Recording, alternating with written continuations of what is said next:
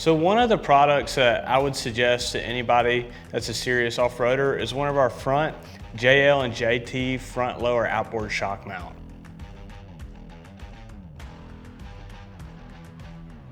So one of the benefits to this mount and why we designed it is, for one, both of the shock eyes are mounted at the same angle. So what this mount does, it also rotates the lower shock mount, which decreases some of the bind and stress on the shock at full droop.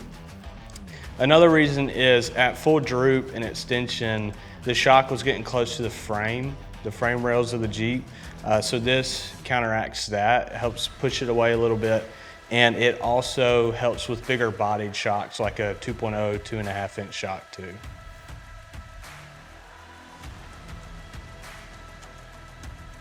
So I would say the top 3 benefits of this product is, one, it eliminates some of the bind and stress on the shock during full droop. It gets the shock away from the frame at full droop. And it also does not raise the shock location like some competitors do.